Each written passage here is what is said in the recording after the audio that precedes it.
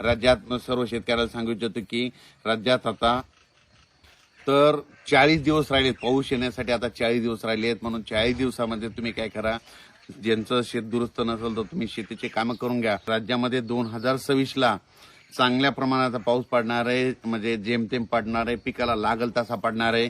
यावर्षी तुम्हाला एक सांगू इच्छितो, म्हणजे जे खरीप आहे, म्हणजे खरीप चांगलं कशामुळे येणार आहे, पाऊस पिकाला लागल तसा पडणार आहे, त्याच्यामुळे खरीप चांगले येणार आहे.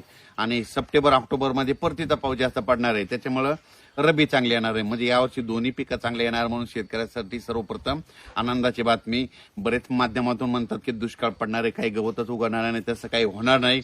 म्हणून हे देखील सर्व शेतकऱ्यांनी लक्षात घ्यायचं. हे देखील सर्व शेतकऱ्यांनी लक्षात घेऊन आपण आपल्या शेतीचे कामे करायची, शेतीची तयारी मशागतीचे कामे करून घ्या. पावसाचं काम करतो. आणि तुम्हाला एक सांगू इच्छितो की काय झालं की बरेच माध्यमातून असे येईल की यावर्षी एल निनो उद्भवला. तुम्हाला सांगतो एल निनो असो या ला निनो असो, तुम्हाला याचा अर्थ काहीच समज येत नाही. तर सर्व शेतकऱ्याला सर्वप्रथम आनंदाची बातमी.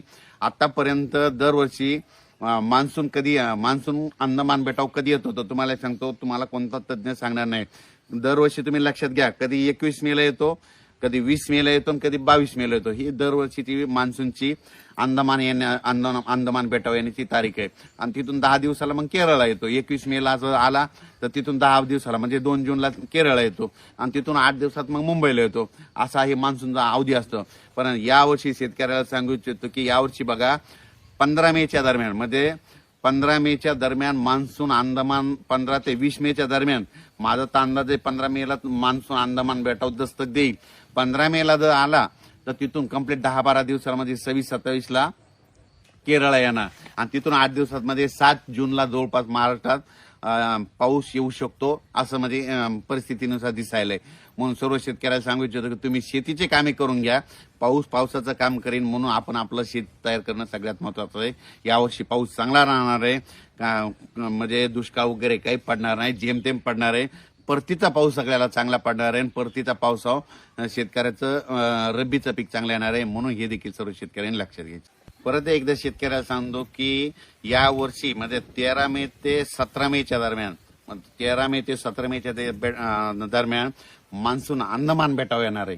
म्हणजे त्या अंदमान बेटावर जर 13 मे ते 17 मे आला की तिथून 10-12 दिवस केरळला यायला लागतात, आणि तिथून 7 दिवस पुन्हा परत आपल्याकडे यायला लागतात. म्हणजे म्हणून म्हणतो शेतकऱ्यांनी आपण आपले शेतीचे कामं करून घ्या. पावसाचं काम करीत आहे.